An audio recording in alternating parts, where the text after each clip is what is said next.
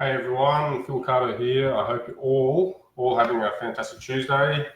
As you may or may not be aware, in my work as a therapist and hypnotherapist, I see lots, way too many actually people with depression. Sometimes it's not just, excuse the terminology, it's not just everyday depression, but some very heavily medicated people in some really, really bad places emotionally. And two things have always stood out. Two things that almost all of them have ever had in common, or should I say that they believe that they have had in common, and that is that they, and this is through no fault of their own, of course, is that they all believe that they have this genetic predisposition to depression, or that they have a chemical imbalance. And this one might stir a few people up, and I'm sorry for that in advance, and that they need to be medicated in order to correct this. Hello, Rebecca, how you doing? This disposition, this imbalance. And I'm not having go at meds. I would never advise anyone to go off them.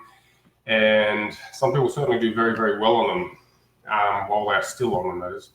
The truth is this whole chemical imbalance theory went out the window years and years ago. And that's because this so-called chemical imbalance simply cannot be measured. You can't cut someone's head open, check a valve, pull a dipstick see if something says that something is full or empty or otherwise. And I encourage you, if you don't like hearing this or you don't believe it, to ask your physician if this is hard to swallow or if you don't like what I'm saying, because they cannot give you a referral to someone that does these checks or whoever apparently measures these chemical balances, so to speak.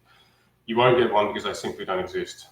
If you're listening to this and you have depression, and I want to make something absolutely clear to you, regardless of what you've been through, how long it's been going on, how many doctors or psychs or shrinks or other type of therapists you may have seen. I want you to hear and just to try, and it will be hard, to believe me when I tell you that you are absolutely not broken, and by no means do you need fixing, like in inverted commas fixing. You are hurting. Simply, you're hurting and you need healing, and you need love, mostly from yourself, but if possible from other people as well.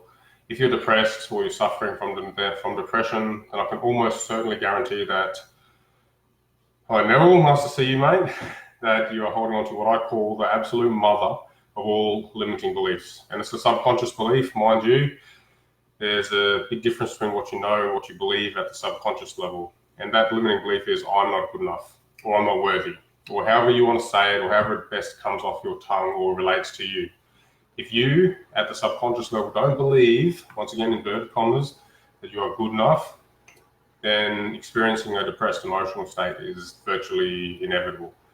And this belief, it can start any time, but there's no definite on-off point or starting point, but most people have found the seed seems to get planted in or around the formative years, which is the 0 to 7, 0 to 8 sort of age bracket.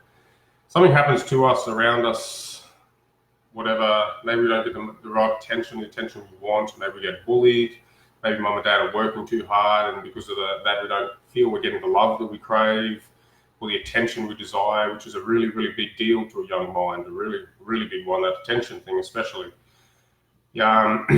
Whatever it is to the individual, because it can be so many different things. We start to feel unworthy. Maybe we start to believe that love or connection or attention or affection or happiness isn't something that we personally are worthy of or deserve or will ever get. Remember, this is all happening at the subconscious level, so consciously, no matter how depressed someone is, they'll say, I know I deserve X, Y, Z. But if you ask them, what do you believe? Like, what do you really believe? They'll tell you the exact opposite every single time. When we decide to believe that we're not good enough, we're going to do depression every single time. It's almost like a fallback, a default. It's just what's going to happen. And then our inner critic's going to come out. We're going to tell ourselves over and over that we're useless, we're worthless, that no one will love us, etc., etc., etc.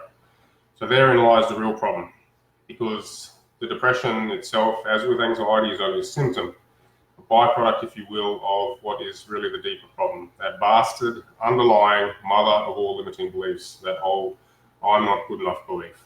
When we change that at the subconscious level, the symptoms, in this case depression, anxiety as well, but that's for another time, they simply disappear. I promise it's the easiest thing you'll ever do, and a better version of you is waiting for you. Have a great day, guys.